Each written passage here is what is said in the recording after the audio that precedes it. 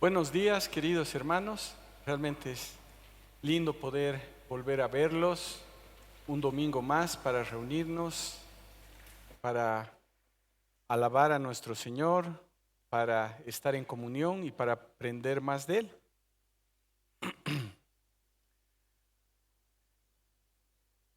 Mientras estaba realizando este estudio, el estudio para el sermón de hoy, me ponía a pensar y quería preguntarles, ¿cómo es que actúan nuestros hijos?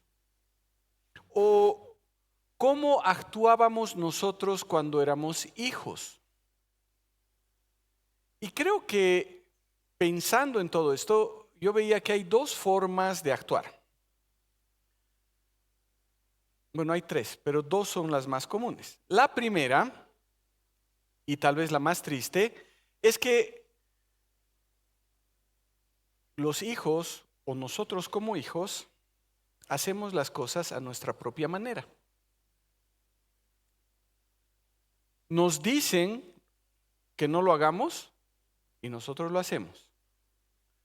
Nos dicen que nosotros hagamos y nosotros no lo hacemos.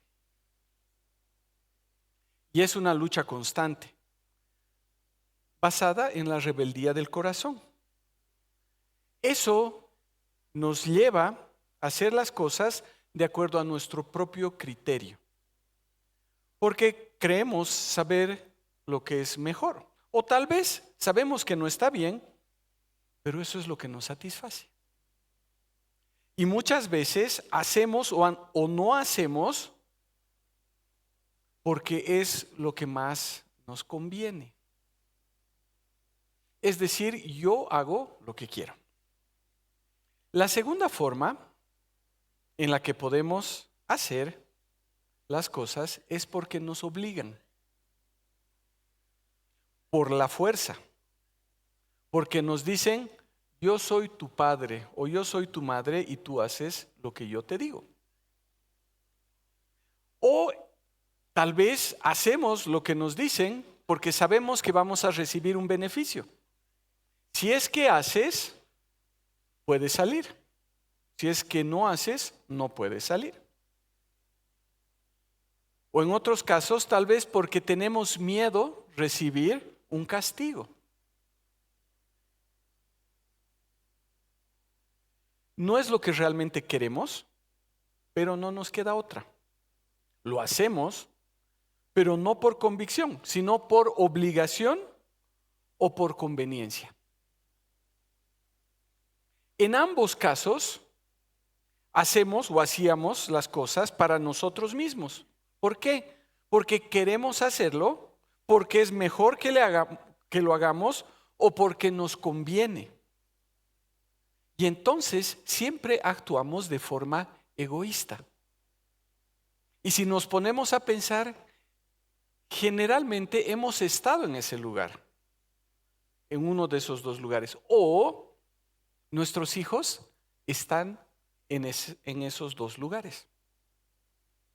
Y les decía que habían tres formas. La tercera, aunque tal vez es la que menos pasa, es por amor a nuestros padres. Hacemos o no hacemos porque realmente amamos a esa persona que nos está diciendo qué hacer o qué no hacer. Y escuchamos y hacemos porque sabemos que esa persona nos ama y quiere lo mejor para nosotros. Es una relación de amor mutuo y de consideración. Pero si nos ponemos a pensar, cuando nosotros éramos hijos, y los hijos que se pongan a pensar qué es lo que hacen ahora, ¿en qué lugar estábamos? Yo siempre entre el primero y el segundo. Creo que difícilmente en algún momento en el tercero. Y saben, todo esto que les digo se aplica íntegramente a lo que hemos estado viendo en Nehemías. Hemos visto al pueblo judío en una montaña rusa, donde están mal, como consecuencia de sus malas decisiones. Han sido exiliados, vuelven de Babilonia, se acercan al Señor, tratan de cumplir con lo que el Señor dice por un tiempo y luego vuelven a sus malas acciones. Y esa es la historia del pueblo judío y esa es la historia de la humanidad. En el pasaje que vamos a ver hoy es el año 432 antes de Cristo. Nehemías ha vuelto a Jerusalén. Han pasado ya poco más de 105 años desde el edicto de Ciro que determinaba que los judíos vuelvan a Jerusalén. Y ya son 12 años que han pasado desde la reconstrucción de los muros de la ciudad. Luego del decreto de Ciro, que los que están en un grupo Jetro han estudiado en Esdras, ¿no? Desde el principio. Luego del decreto de Ciro, un gran grupo de judíos vuelve a Jerusalén. Son como 50,000 personas. Esas personas tenían un gran deseo por reconstruir el altar del templo, luego pasaron tiempo reconstruyendo los cimientos del templo, pero pronto dejaron de lado todo y comenzaron a enfocarse a ellos mismos. Tomaron mucho tiempo para reconstruir sus casas, olvidándose del templo del Señor, y entonces Ageo tuvo que traer la palabra del Señor para que volviesen a hacer lo que habían dejado. Y entonces vuelven a reconstruir el templo. Y en todo ese tiempo hay mucha oposición, hay mucha distracción. Y saben, 21 años después de haber comenzado reconstruyendo el altar, 21 años, ellos terminan de reconstruir el templo. Y después tienen que pasar 57 años para que Esdras llegue a Jerusalén con un grupo pequeño de exiliados. Y entonces él comienza una reconstrucción espiritual. Fueron muchos años en los que ellos no habían leído la Torá, la ley, los libros de Moisés, el Pentateuco. Y cuando lo hicieron, 14 años después de haber llegado a Jerusalén, vieron la condición en la que estaban. Y en ese tiempo, Nehemías también es enviado a Jerusalén para reconstruir los muros de la ciudad. Ahora, trataron de acercarse a Dios y estaban felices y tenían tiempos de adoración, tenían tiempos de la lectura de la palabra. Y poco a poco se enfriaban. Y ese es el punto en el que está ahora el pueblo. Es el punto en el que está el pueblo en el pasaje que vamos a leer. Y quisiera que podamos responder a una pregunta. ¿Qué sucede cuando el hombre trata de vivir en sus propias fuerzas? ¿Qué sucede cuando el hombre trata de vivir en sus propias fuerzas? Entonces vamos a abrir nuestras Biblias en Nehemías 13 y vamos a leer los versículos primero desde el 1 hasta el 3. Nehemías 13. Y la palabra del Señor dice así: Aquel día se leyó en el libro de Moisés a oídos del pueblo y se halló escrito en él: no entrará jamás el amonita ni el moabita en la congregación de Dios, porque no salieron a recibir a los hijos de Israel con pan y agua, sino que él contrató contra ellos a Balaam para que los maldijese. Pero nuestro Dios convirtió la maldición en bendición. Y sucedió que cuando escucharon la ley, excluyeron de Israel a todos los extranjeros.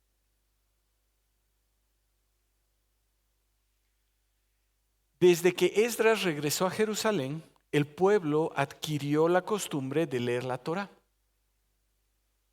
Ellos iban periódicamente leyendo la Torá. Entonces, cuando llegan a Deuteronomio 23, se dan cuenta que no habían hecho bien, porque habían moabitas, amonitas y demás naciones viviendo con ellos. ¿Cuál era el problema? Los judíos se habían mezclado con otros pueblos.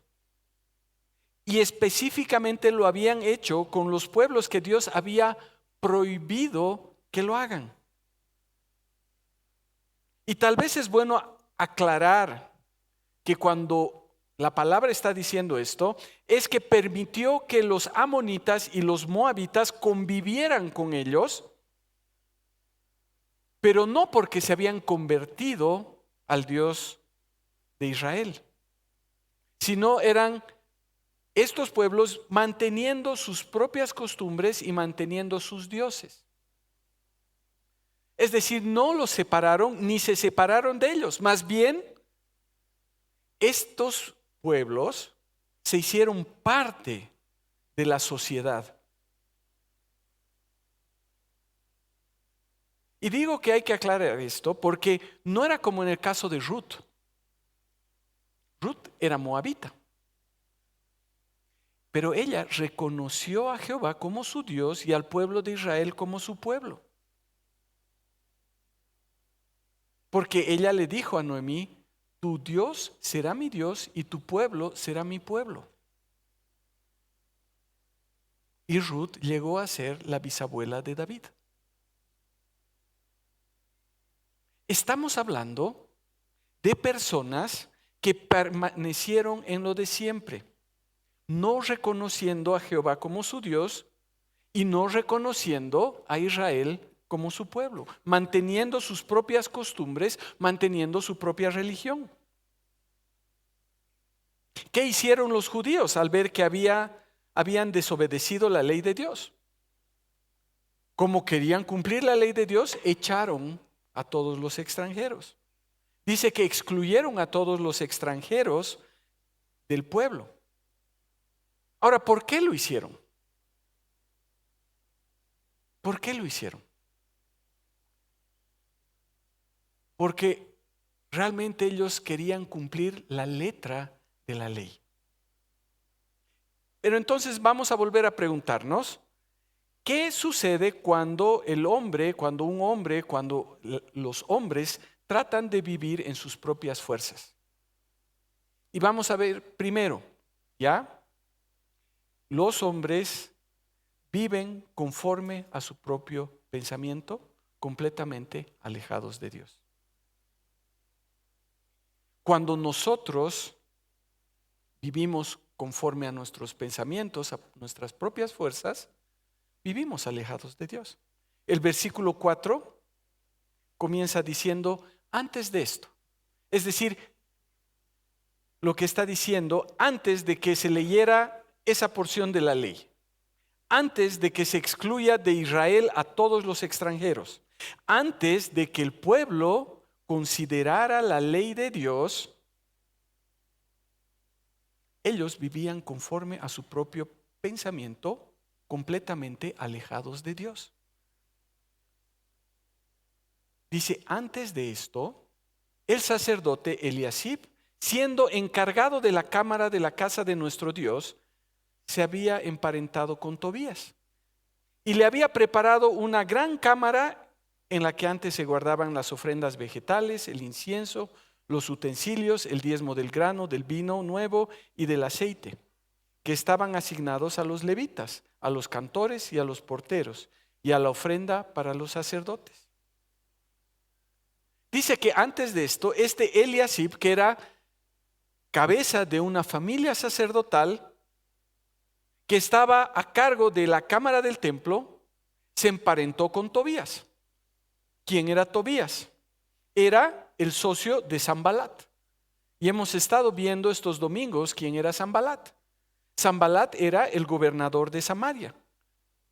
Y Tobías y Sanbalat trataron de estorbar la reconstrucción de las murallas.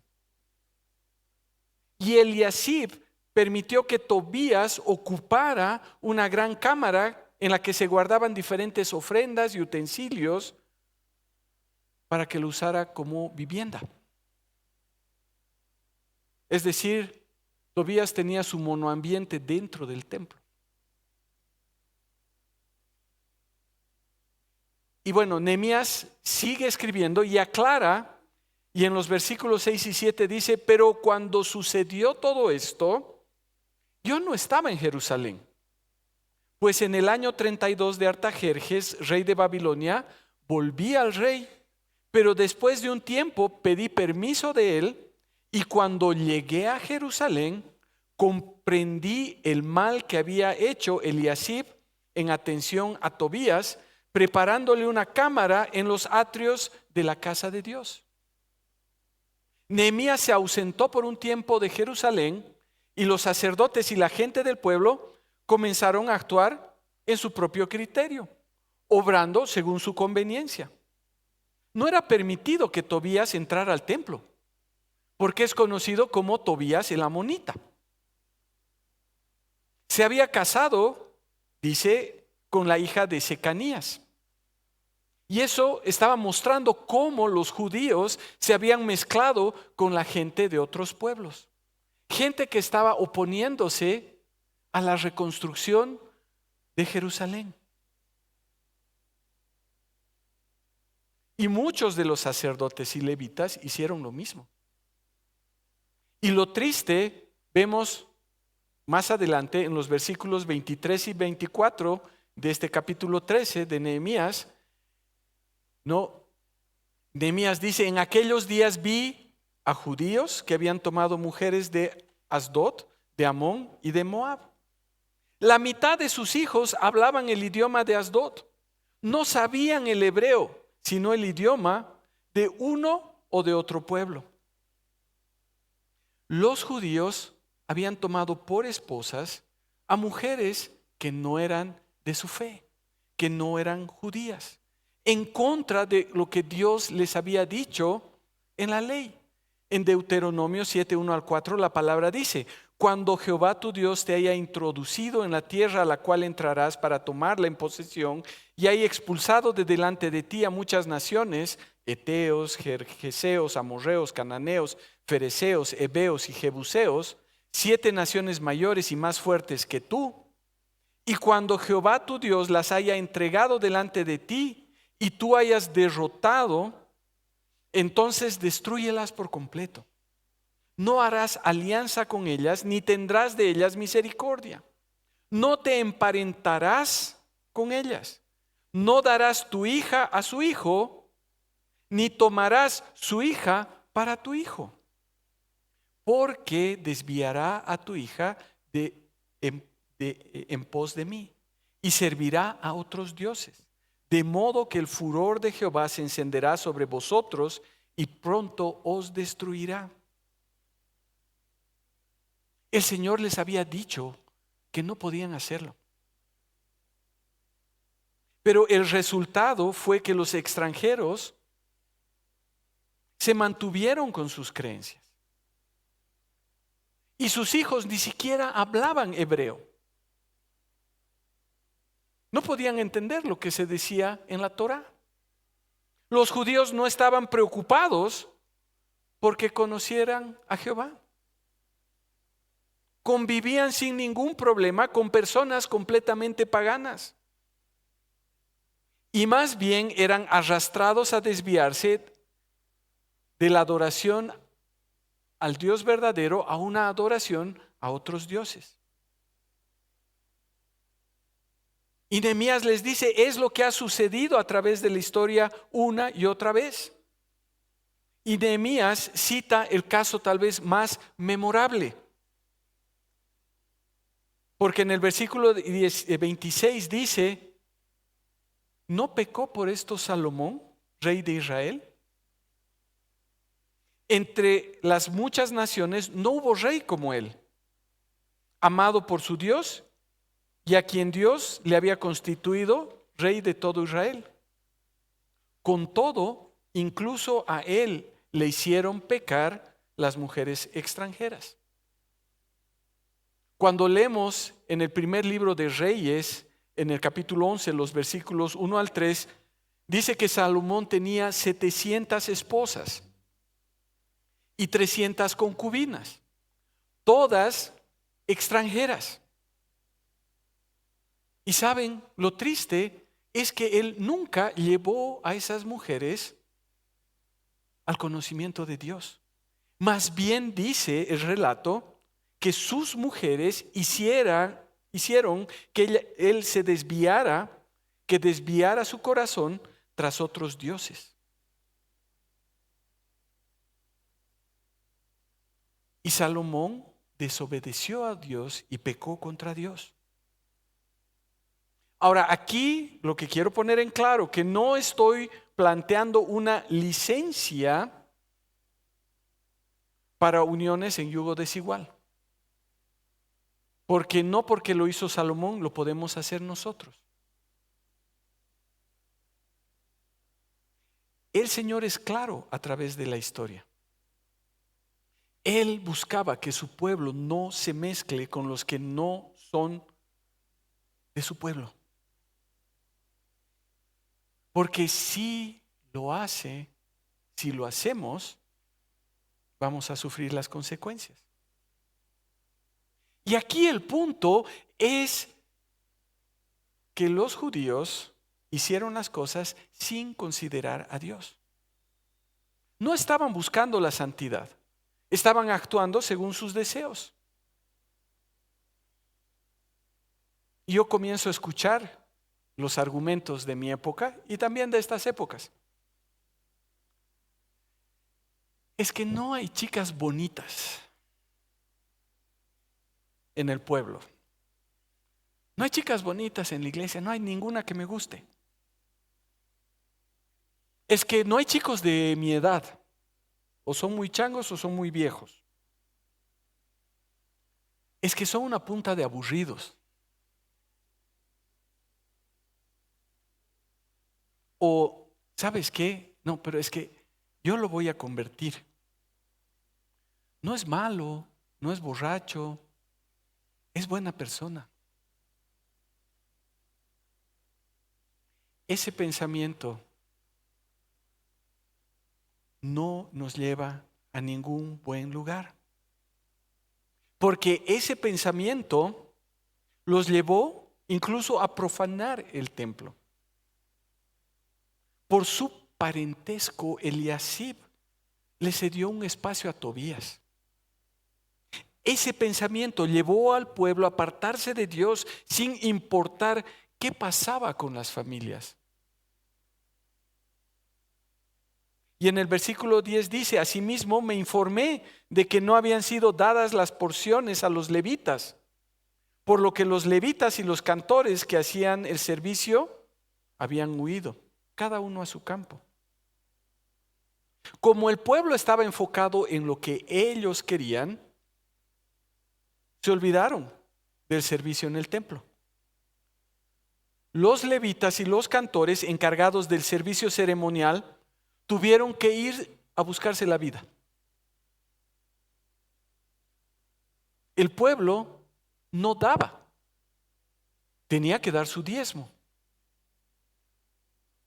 El pueblo no honraba a Dios con sus bienes. No entendían que todo lo que tenían era del Señor y que solo estaban para administrarlo. No actuaban de forma generosa. Eran egoístas y usaban todo lo que tenían para ellos. Pero tampoco tomaban tiempo para el Señor. Versículos 15 y 16. En aquellos días vi en Judá a algunos que en sábado pisaban los lagares, acarreaban gavillas, cargaban sobre asnos, y también vino, uvas, higos y toda clase de cargas, y los llevaban a Jerusalén en día de sábado. Y la gente de Tiro, versículo 16, que habitaba allí, traía pescado y toda mercancía, y vendía en sábado a los habitantes de Judá en Jerusalén. Es decir, el pueblo había dejado de lado el día de descanso que Dios había ordenado. No tomaban un día para descansar y dedicarlo a Dios. Trabajaban haciendo vino, acarreando sus productos y llevaban todo a Jerusalén para venderlo. Era más bien el tiempo, el sábado, en el que armaban la feria. Era el día de hacer las compras. Era el día que dedicaban a hacer todas esas cosas. Era un tiempo para ellos. ¿Por qué? Porque estaban viviendo conforme a sus deseos, conforme a su conveniencia y conforme a sus fuerzas. No consideraban a Dios. Vivían lejos de Él. Y entonces Nehemías una y otra vez les dice, ¿por qué está abandonada la casa de Dios? Versículo 11, versículo 17. ¿Por qué hacéis vosotros esta cosa mala, profanando así el sábado? ¿No hicieron esto vuestros padres y nuestro Dios trajo sobre nosotros y sobre toda esta ciudad toda esta desgracia?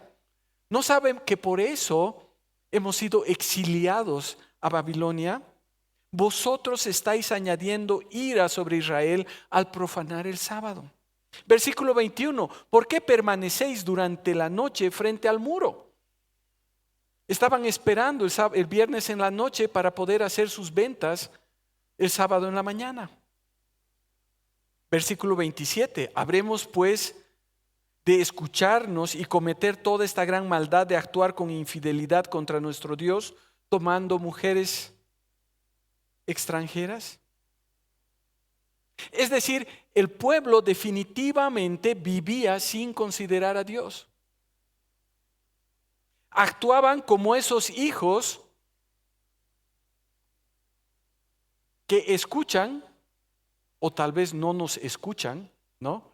Y es como los adultos en Charlie Brown, ¿no?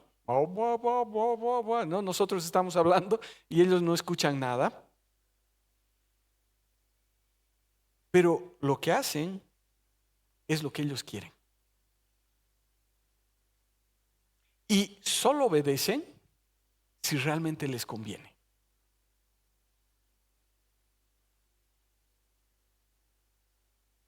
¿Vivimos nosotros así?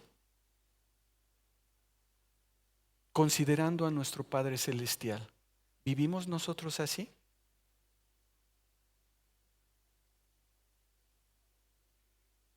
¿Qué necesitamos para cambiar? Ahora, Nehemías plantea un cambio, pero un cambio que solo va a tener resultados temporales, pasajeros, que no van a ayudar al pueblo, porque comienza a poner orden a través del cumplimiento de la ley. Entonces, ¿qué sucede cuando el hombre trata de vivir en sus propias fuerzas? Vamos al segundo punto. Vive aferrado a las reglas, pero completamente alejado de Dios. Como dice Nehemías en el versículo 6, esta descomposición que se había dado sucedió cuando él no estaba en Jerusalén. Pero ahora él llegó para poner orden, para decir a las personas qué es lo que se debe hacer. Entonces lo primero era arreglar el problema del templo. Dice en los versículos 8 y 9, esto me desagradó muchísimo y arrojé fuera de la cámara todos los enseres de la casa de Tobías. Luego ordené que limpiaran las cámaras e hice volver allí los enseres de la casa de Dios con las ofrendas vegetales y el incienso. Entonces, ¿qué es lo primero que hace Nehemías? Comienza purificando el lugar de adoración, poniendo en orden el templo, usando los espacios como deberían ser usados. Y luego en los versículos del 11 al 13 dice, reprendí a los dirigentes diciendo, ¿por qué está abandonada la casa de Dios? Entonces los reuní y los puse en sus puestos. Y todo Judá trajo a los almacenes el diezmo del grano, del vino y del aceite. Puse a cargo de los almacenes al sacerdote Selemías, al escriba Sadoc y a Pedaías, uno de los levitas. Al servicio de ellos estaba Hanán, hijo de Zacur, hijo de Matanías, pues ellos eran tenidos por fieles. Ellos estaban a cargo del reparto a sus hermanos. Entonces, una vez purificado el templo, se dispuso a restablecer el orden interno. Vamos a poner orden aquí. Puso a los dirigentes en los puestos que correspondía, restableció los diezmos a Judá, puso a cargo de las personas fieles los almacenes para que también pudiesen administrar y entonces darles a los levitas lo que les correspondía, a los cantores, a los porteros, y entonces todo comienza a funcionar. Y por otro lado, viendo que no se respetaba el día de reposo, dice en los versículos 15 y 17, les amonesté acerca del día en el que vendían las provisiones. También reprendí a los principales de Judá diciendo, ¿por qué hacéis vosotros esta cosa mala, profanando así el sábado?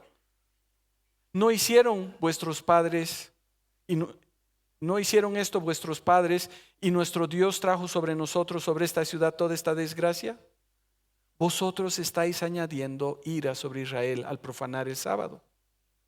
Es decir, termina con la profanación del sábado, evitando que se hiciesen labores cotidianas, y todavía toma disposiciones más drásticas.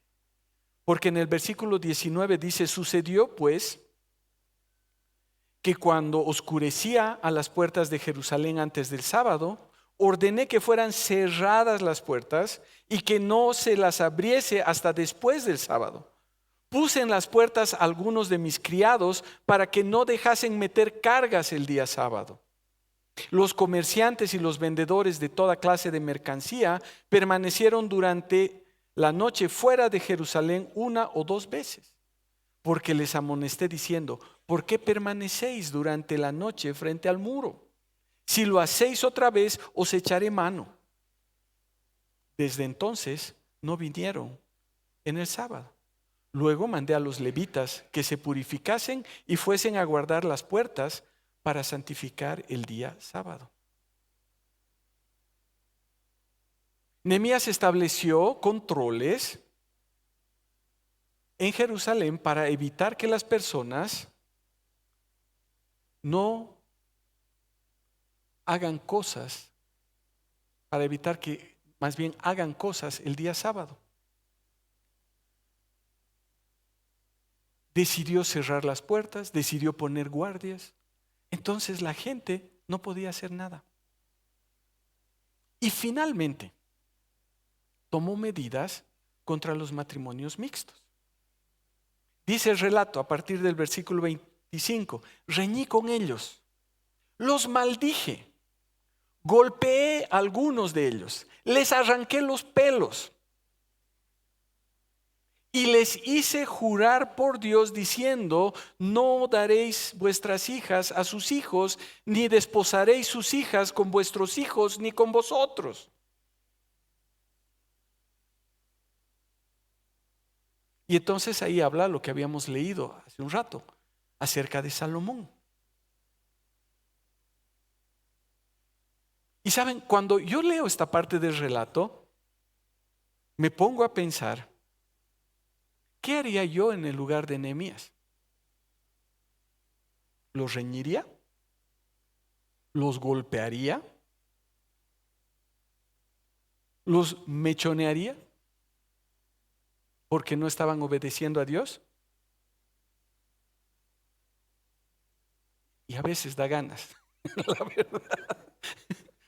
A veces da ganas. Y saben, es una escena graciosa que no encaja en nuestra forma de pensar. Pero tenemos que entender que obviamente esto está en otro tiempo y con otras costumbres. Aunque como les digo, da ganas.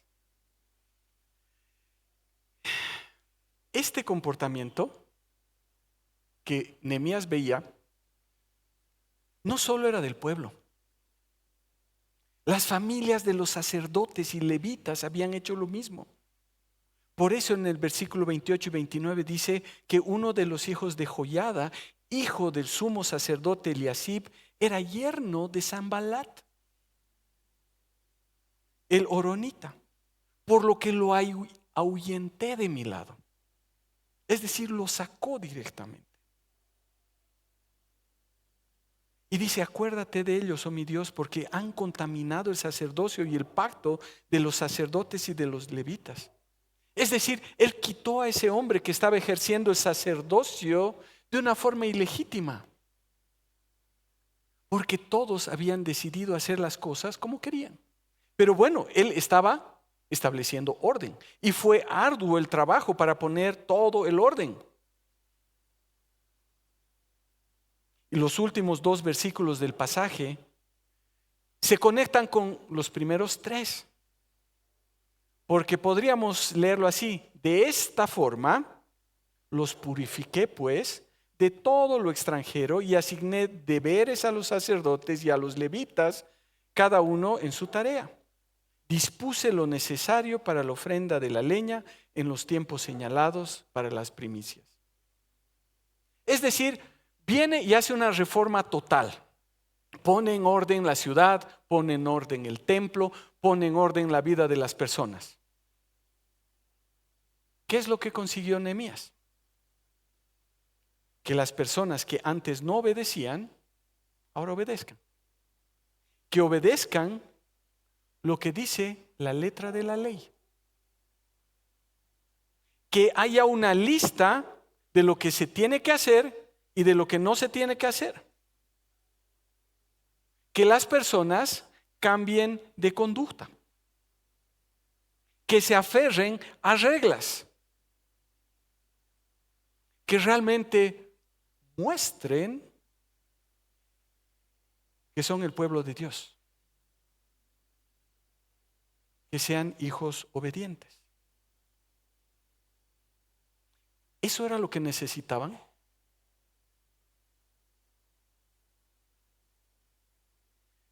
Es bueno andar de forma ordenada. Es bueno cambiar de conducta. Pero si solo es por obligación,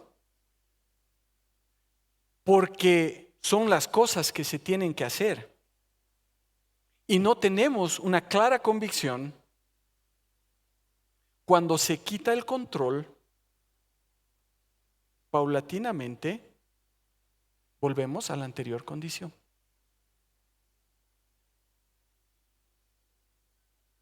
Y eso es lo que sucedió con el pueblo judío.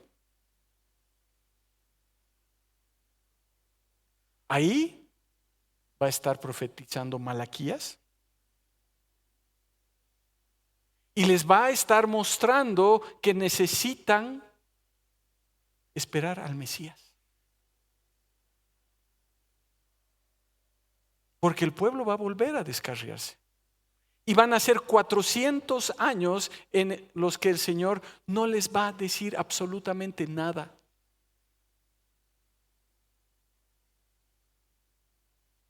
Van a tratar una y otra vez de volver al camino del Señor en sus propias fuerzas, pero nada cambiará.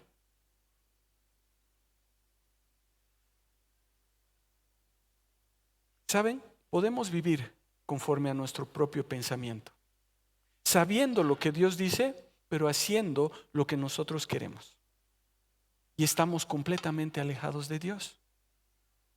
Pero también podemos vivir aferrados a una cultura, a una religión, a una cultura cristiana, aferrados a reglas, haciendo lo que debe hacer un cristiano, lo que nos dice el pastor o los ancianos o los líderes en la iglesia que tenemos que hacer.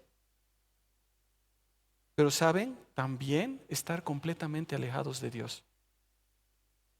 Porque en ambos casos vivimos nuestras vidas en nuestras propias fuerzas.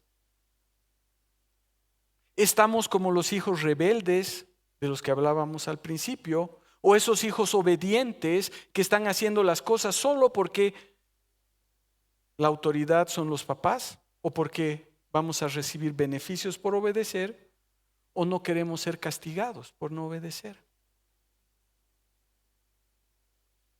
¿Cuál es la solución? ¿Saben? El Señor no quiere un cambio de nuestra conducta. El Señor nos quiere a nosotros. Él quiere obrar un cambio en nuestro corazón. El problema recurrente en el Antiguo Testamento, en el Nuevo Testamento y en toda la historia de la humanidad es la dureza de nuestro corazón. Solo cuando el Señor obra en nuestro corazón, cuando cambia nuestro corazón de piedra por un corazón de carne, podemos ser hijos que hacen y obedecen a Dios por amor. Ezequiel 36, 26 y 27 dice: os daré un corazón nuevo y pondré un espíritu nuevo dentro de vosotros. Quitaré de vuestra carne el corazón de piedra y os daré un corazón de carne. Pondré mi espíritu dentro de vosotros y haré que andéis según mis leyes, que guardéis mis decretos y que los pongáis por obra. Lo que Dios quiere hacer en nosotros primero es transformarnos. No requiere de nuestro esfuerzo. No es que después nosotros no hagamos nada, pero Él no necesita de nuestro esfuerzo para salvarnos. Él quiere primero salvarnos. Cuando nosotros agarramos la ley y vemos que es ese espejo que la misma palabra dice, llegamos a la conclusión de que no podemos cumplir la ley y que entonces estamos perdidos. Y lo único que nos puede salvar es la intervención de Dios. Entonces nos aferramos a esa promesa de salvación a través de Cristo, del Mesías que Él prometió. Y el Señor entonces cambia ese corazón endurecido por un nuevo corazón. Y dice que ahora tenemos su espíritu por el cual el Señor permite que podamos andar según su voluntad. Esa voluntad expresada en la palabra de Dios. Y ponemos entonces esa su voluntad por obra. ¿Por qué? Porque amamos a nuestro Dios. Ese Dios que nos ha amado primero. Y la pregunta aquí es, ¿estamos viviendo en nuestras propias fuerzas? ¿O estamos viviendo ese poder del Espíritu que el Señor nos ha dado? Saben, necesitamos examinarnos para ver de no estar como el pueblo judío, que vivía sin considerar a Dios, o que vivían aferrados a reglas, o realmente viviendo esa vida plena en Cristo, que va a permitir que cada cosa que hagamos sea por amor a nuestro Dios, sea por amor a nuestro Padre Celestial, y que cada cosa que hagamos sea para honra y gloria de su nombre.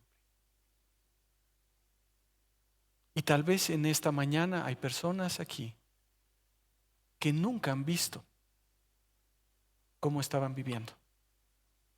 O tal vez estamos años viviendo como cristianos, pero nos damos cuenta que solo es una cultura. Es el tiempo en el que podemos acercarnos al Señor y decirle: necesito tu salvación. Yo no puedo vivir en mis fuerzas.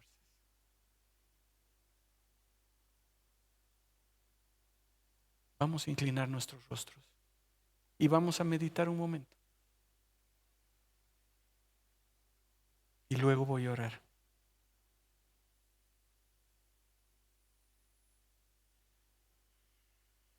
Padre amado, te damos gracias por tu palabra. Gracias, Señor, porque a través de ella podemos ver lo que tú has hecho por nosotros. Gracias, Padre, porque no es en nosotros, no es en nuestras fuerzas, no es en nuestra capacidad que podemos llegar a conocerte. Gracias, Señor, porque tú nos das la oportunidad de quitar ese corazón duro y poner un corazón que te busca. Y, Señor, te quiero pedir que nos ayudes a vivir en tu poder, no en nuestras posibilidades, no en nuestras fuerzas, no en nuestra capacidad, Señor. Padre amado, te quiero pedir que también tú obres en el corazón de las personas que tal vez no te han conocido aún, para que puedan llegar a tener esa salvación.